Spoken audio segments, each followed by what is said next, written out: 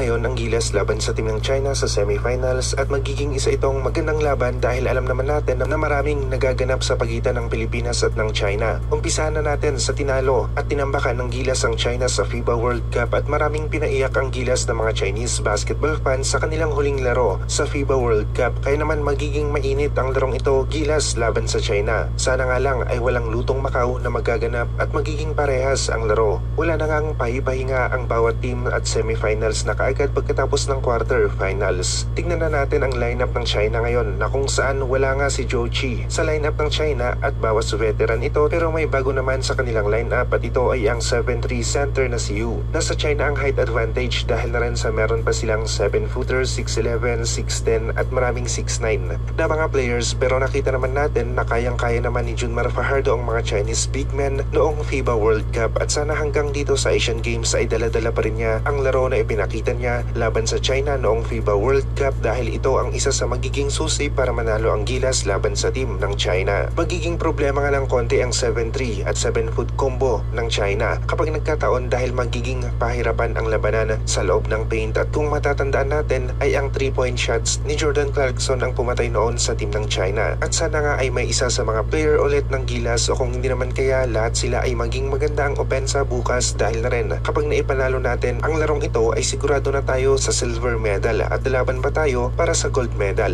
May ituturing natin na parang championship game na nga ang Gilas laban sa team ng China dahil magbibigay nga ito ng kasiguraduhan para sa medalya at ito ang gusto natin, ang mabura ang record ng Gilas na no medal ng halos 25 years sa men's basketball 5 versus 5. May pag-asa ngayon ang Gilas na makapagdala ng kasaysayan sa larangan ng Philippine basketball kapag nagawa nating magkampiyon ngayong Asian Games 2023. Magiging mahirap ang larong ito at kahit alin sa dalawang teams ay pwedeng ang lumabas na panalo. Magbibigay lang tayo ng mga nakita natin na pwedeng makatulong dito sa Gilas team at yung ilan na magiging problema naman ng Gilas kontra sa China. Unahin na natin ang Gilas na kung saan isa sa susi itong si Junmar Fajardo o siya ang isa sa magbibigay ng kakailanganing tulong ng Gilas team. Gaya nga ng nasabi natin ay naipakita ni Junmar na kayang-kaya naman niya ang mga bigs ng China noong FIBA World Cup at kailangan na maipakita niya nga ulit dito sa Asian Games laban sa China ang pinakita niyang laro noong FIBA World Cup. Magiging mahirap na kalaban ang 7'3 na si Yu pero pwedeng daanin ni Junmar sa diskarte at experience ang player na ito dahil na rin sa bata pa ang player ng China na si Yu. Meron pang isang 7-footer ang China at mga 6'11 players kaya naman pwedeng mahirapan ng konti ang Gilas sa loob ng paint at posibleng walang pagpipilian si Coach Tim Cone kung hindi ay pagsabayin sina Ange Kouame at Junmar Fajardo sa laro. Depende na rin sa sitwasyon at sa magiging takbo ng laro. Nakita natin na medyo mabigat ang Buhanon na 6'11, Hossein na 6'11 at Tamad Alduairi na 6'11 rin para sa Gilas team noong nakalaban nila ang Jordan at isa ito sa naging problema ng Gilas laban nga sa team ng Jordan sa loob ng paint.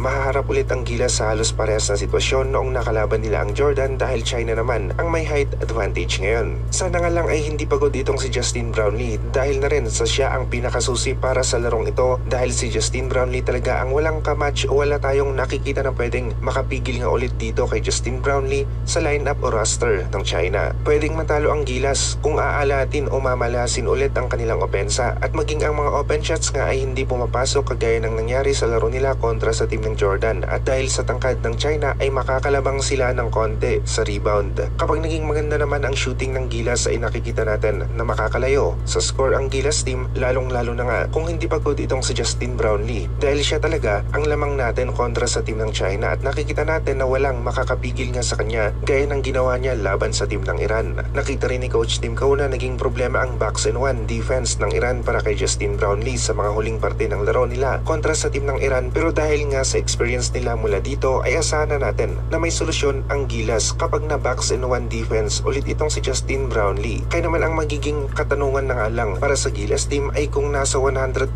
si Justin Brownlee laban sa team ng China. Kapag nasa 100% si Justin Brownlee laban sa team ng China ay nakikita natin na ang Gilas ang pwedeng manalo sa game na ito. Malaki rin ang posibilidad na parehong mabababad sina Junmar at Ange Kouame sa loob ng basketball court dahil sa sakit sa ulo nga ang isang 7'3", 7-footer at 6'11 na nagsasabay sa loob ng basketball court at kailangan talaga na matapatan ng Gilas ang height ng China. Mahalaga rin ang 3-point shooting ng Gilas dahil ito ang pumatay noon sa team ng China at nagmula nga ito noon kay Jordan Clarkson. Pwedeng mauwi sa dikit na laro ang game ng Gilas at China pero kung aarangkada ng maaga itong si Brownlee ay makakalayo ang Gilas gilas ulit sa score. Ang height talaga ng China ang kanilang pinaka-advantage sa game na ito, pero mukhang nagkamali rin sila sa hindi pagkakaroon ng naturalized player dahil isa ito sa magiging dahilan kung bakit sila matatalo kapag nagkataon. Home court advantage nga lang ng China, kaya naman medyo nakakalamang sila ng konti sa crowd at makakatulong sila sa kanilang mga players. Pero para sa akin naman, mas matimbang ang magiging dahilan ng gilas kung bakit nila kailangan na maipanalo ang larong ito dahil Philippine basketball